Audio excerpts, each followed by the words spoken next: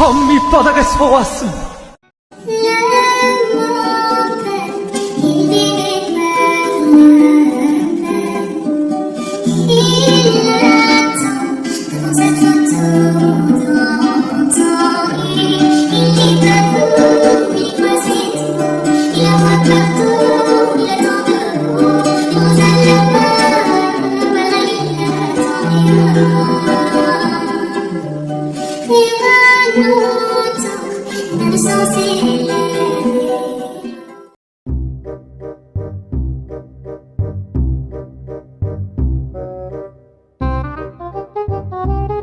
জিন, কি হলো তোমার? অজ্ঞান হয়ে গেলে কেন? আপনি মিস্টার নামজন? আপনি আরেম? আপনি নাফি আরেম? হ্যাঁ জিন, আমি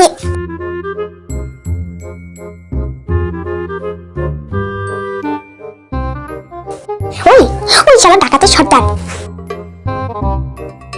অসভ্য পেয়াদব, ইতর, বাঁদর, বেজি, বিড়াল, ইঁদুর, শয়তানের নানা কথা।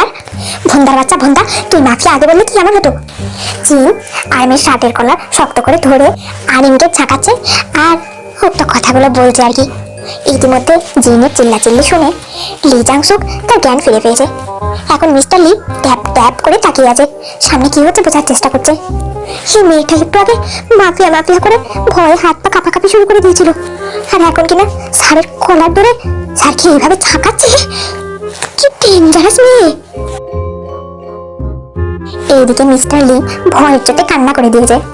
তারপর উল্টা পাল্টা পায়ে এক দৌড় মেরে অফিসের বাইরে, কারণ মিস্টার লির ধারণা এখন অফিসের মধ্যে বোম পড়বে, কারণ জিন মিস্টার হারিমের কলার ধরে ঝাঁকিয়েছে। হারিম জিনকে ছেড়ে দেবে?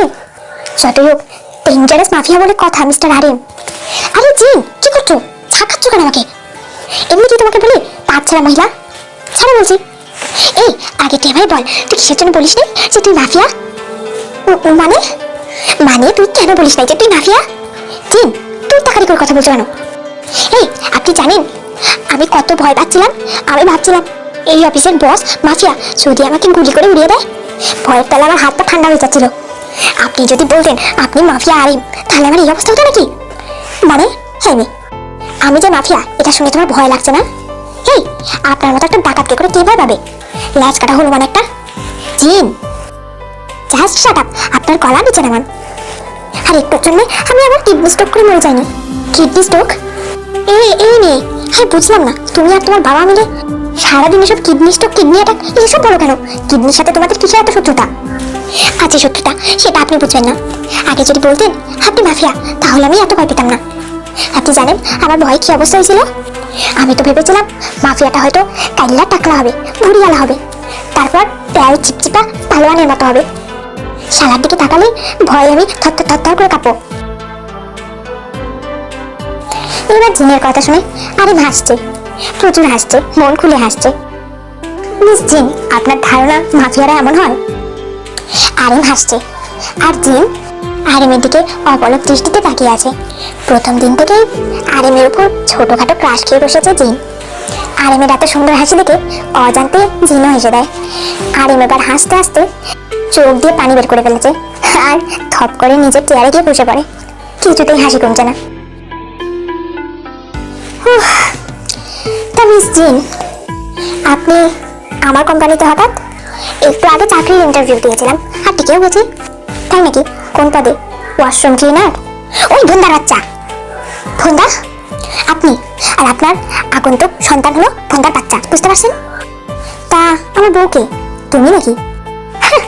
আমি? আপনি ভাবলেন কি করে আপনার মতো একটা ভন্দা মাফিয়াকে আমি বিয়ে করবো? এই তুমি তো আজব আজব নাম কোথা থেকে আবিষ্কার করো? হ্যাঁ, যেখান থেকে করার দরকার সেখান থেকে করি, তাতে আপনার কি? আচ্ছা, তোমার কি আমাকে দেখে ভয় লাগে না? একদমই না। ওটার মতো করে তোমাকেও যদি উড়িয়ে দিই এখন? জিন তখন তার ঢোক চেপে বলে, আমি জানি আপনি আমাকে পারবেন না। তাই নাকি? হ্যাঁ। আচ্ছা তাহলে দেখা যাক। আরিম ড্রয়ার থেকে একটা গান বের করে জিনের দিকে তাক করে। জিন তো মনে মনে কাঁপাকাঁপি শুরু করে দিয়েছে। জিনের ভয়ে আত্মা শুকিয়ে গেছে, কিন্তু বাহির থেকে একটা কুল অ্যাটিটিউড নিয়ে দাঁড়িয়ে আছে জিন। মনে মনে তো জিন আরিমের গোষ্ঠী সৃষ্টি করছে। এইদিকে জিন ভয় পাচ্ছে না। এটা দেখে আরিমের একটু রাগ রাগ হচ্ছে, কেন মেয়েটা ভয় পাবে না কেন? এবার আরিম আস্তে আস্তে জিনের দিকে এগোচ্ছে, তাও জিন কোনো প্রতিক্রিয়াই দেখাচ্ছে না। এবার আরিমের বেশ অনেকটা রাগ হলো। আরিম খপ করে জিনকে ধরে ফেলে, জিনের কোমর পেঁচিয়ে ধরে জিনের মাথায় বন্দুক তাক করে। এবার আর জিন তার কুল অ্যাটিটিউড নিয়ে থাকতে পারলো না। মেয়েটা এবার বেশ ভয় পেয়েছে। আরিমের শার্ট খামচে ধরে চোখ বন্ধ করে ফেলে জিন। আর এদিকে জিনকে ভয় পেতে দেখে আরিমের খুব খুশি লাগছে। আরিম এবার তার রিমেম্বারটা তার পকেটে ভরে নেয়। মিস জিন, তুমি ভয় পাচ্ছ কেন? আমি না তোমাকে মারবো না? অসভ্য বেয়াদব আপনি! আপনার লজ্জা করে না একটা মেয়েকে ভাবে পেঁচিয়ে ধরে আছেন? So what? কেন মাফিয়াদের ব্যাকগ্রাউন্ড সম্পর্কে জানো না? না জানার কি আছে, জানি, কিন্তু এটাও জানি আপনি অন্যান্য মাফিয়াদের মতো অত খারাপ না। আচ্ছা তাহলে আপনি চুপ করুন তো, শুধু উল্টাপাল্টা কথা বলবেন না। আপনার কথা শুনলে আমার কান গরম হয়ে যায়, বুঝছেন?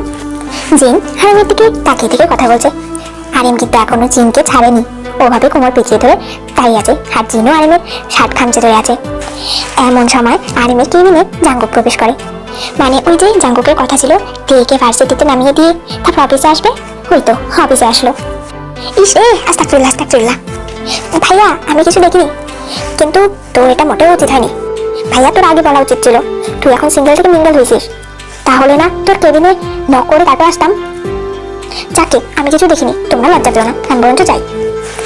এমন অবস্থায় জিন আর আরিম একে অপরকে ছেড়ে ছিটকে দূরে সরে যায়। বেশ অপ্রস্তুতির মধ্যে পড়ে গেছে ওরা দুজন। আর জাঙ্কুক তো মিটমিট করে হাসছে। ও যাই হোক, জাঙ্কুক কিন্তু পেছনের দিকে ঘুরে আসে।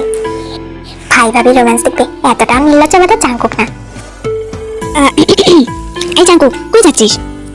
আরে ভাইয়া, তোমরা এত রোমান্টিক একটা মোমেন্ট কাটাচ্ছ, তার মধ্যে আমি কেন কাবাব মে হাড্ডি হতে যাবো? আমি বরঞ্চ পরে আসবো। চুপ কর, বেশি বড় হয়ে গেছিস। সবসময় মাথার মধ্যে সব উল্টাপাল্টা চিন্তা করি, তাই না? আরে উল্টাপাল্টা চিন্তা করবে কেন? আমি তো নিজের চোখেই দেখলাম তুমি জিনাপুকে এখানে। চুপ করতো, খালি বেশি বেশি কথা, ভেতরে আয়। কিন্তু ভাইয়া, ভেতরে আসতে বলছি। আসছে তো। হ্যাঁ ভাইয়া বলো। কবে থেকে তোমরা ডুবে ডুবে জল খেতে শুরু করলে? একটা থাপ্পড় লাগাবো। বেশি বেশি সাহস হয়ে গেছে তোদের। আগে তো আমার সাথে কথা বলতে তোদের হাঁটু কাঁপতো, আর আজকে কিন্তু আমার সাথে এভাবে কথা বলছিস? ওহো রে ভাইয়া, চুপ কর, তোর উল্টাপাল্টা কথা শুনতে আমি রাজি নেই। শোন, একটু পর একটা ক্লায়েন্ট আসবে আমাদের অফিসের পাশের রেস্টুরেন্ট, ওখানে গিয়ে ওদের সাথে ডিল ফাইনাল করবি। আর এটাই তোর প্রথম দিনের কাজ। যদি ভালোভাবে ডিলটা হ্যান্ডেল করতে পারিস তাহলে তোর চাকরি কনফার্ম। ছি ভাইয়া, এটা কোনো কথা? আমাদের ফ্যামিলি বিজনেসের মধ্যে তুমি কি আমাকে চাকরি করার কথা বলছো? হ্যাঁ, আগে তুই চাকরি কর। চাকরি করতে করতে তোর যখন এক্সপেরিয়েন্স হবে তখন এই চেয়ারটা তোর। না না ভাইয়া, ওই চেয়ার আমি নেব না, কারণ আমি অত দায়িত্ব পালন করতে পারবো না। আমাকে ছোটখাটো দায়িত্ব দিলেই হবে। তবে তোমার ব্ল্যাক কার্ড কিন্তু আমার। কথাটা বলে জাঙ্কুক মারলো এক দৌড়। হতচারা, আমার ব্ল্যাক কার্ড তুই নিবি তাই না? তারা বলছি। আর এদিকে জিন জাঙ্কুক আর আরামের কথা শুনে মিটমিট করে হাসছে। এই মেয়ে, তুমি হাসছো কেন? কই, আমি কখন আসলাম? আমি মোটেও হাসছি না। যাকে ওসব বাদ দিন, এবার আমার কাজটা আমাকে বুঝিয়ে দিন, আমি বরঞ্চ কাজে লেগে পড়ি। অনেকটা সময় নষ্ট হচ্ছে। এই যে ধরো, এইসব ফাইলগুলো কমপ্লিট করো। এতগুলো ফাইল? হ্যাঁ, এতগুলো ফাইলের জন্য 2 ঘন্টা। কি? এই আপনি পাগল নাকি? 2 ঘন্টার মধ্যে কোনোদিন এতগুলো ফাইল কমপ্লিট করা সম্ভব? মিস জিন, তুমি কি না তোমার অফিসের বসের সাথে এইভাবে কথা বলছো? ইভেন এতক্ষণ ধরে অনেক অসভ্যতামি করছো, তাই জন্যই মূলত এটা তোমার শাস্তি।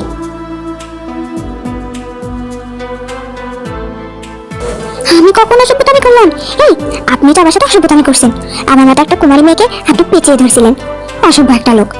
তা আমি না হয় অসভ্য, কিন্তু তুমি তো সভ্য। তাহলে তুমি আমার শার্ট খামচে ধরছিলে কেন? দেখেন, আমি ভয় পেয়েই থাক, ওইসব এক্সপ্লেন করতে হবে না। আমি খুব ভালো করেই জানি কেন। এই ফাইলগুলো ধরো আর যাও তোমার কেবিনে গিয়ে এসব কমপ্লিট করো। ম্যাথ কাটা হলো মানে একটা। কথাটা জিন মনে মনে বলেছে। তারপর জিন ফাইলগুলো নিজের কেবিনে নিয়ে গিয়ে কমপ্লিট করতে স্টার্ট করে। Sir, mister Lee. হ্যাঁ বলেন। স্যার, আজকে আমাদের 2টা ডিল আছে। একটা ডিল তো জাঙ্কুক স্যার হ্যান্ডেল করবে, আর আরেকটা ডিল আপনি হ্যান্ডেল করেন। কোথায়? হাইওয়ের পাশে যে সুপারস্টার বার আছে ওখানে। আচ্ছা ঠিক আছে, আমার আর জিনের যাওয়ার ব্যবস্থা করো। জি স্যার। সাথে সাথে আরিম জিনকে ডাক পাঠায়। ধ্যাত, এই ভোন্দা বাচ্চার সমস্যা কি? এখন আমাকে এতগুলো ফাইল দিয়ে পাঠালো, এখন আবার ডাকতেছে কেন? অদ্ভুত একটা মানুষ। Come in sir? মিস জেন, ভেতরে এসো। বলেন। শোনো, একটু পর আমরা বেরোবো। কোথায় বেরোবো? তাছাড়া আবার ফাইলগুলো কমপ্লিট হয়নি তো। আপনি মাত্র 2 ঘন্টা সময় দিয়েছেন। ওসব পরে করো, একটা ডিল ফাইনাল করতে যাবো। ও আচ্ছা, কিন্তু কখন যাব? কখন আবার? তোমাকে এখনই ডেকেছি মানে এখনই যাব। ও আচ্ছা আচ্ছা, তাহলে আমি আমার ব্যাগটা নিয়ে আসছি। যাও। আচ্ছা শুনছেন? বলো। না মানে এই প্রজেক্টের ব্যাপারে আমি তো কিছুই জানি না, যদি একটু কাইন্ডলি বলতেন। ও হ্যাঁ, তারপর আরেন জিনকে সবটা এক্সপ্লেন করে, জিনও ব্যাপারটা বুঝতে পারে। তারপর ওরা সবাই মিলে বাড়ি পৌঁছে যায়। বাড়ির সামনে এসে গাড়িটা থামতে জিনের চোখ তো চড়ক গাছ। এই এটা কোথায়? কোথায় মানে? এটা বার। ছি, শেষ পর্যন্ত কিনা আমাকে বাড়ি আসতে হলো। আমি যাব না। ওহ জিন, এত ছিটাকারি করলে হবে না, চলো ভেতরে।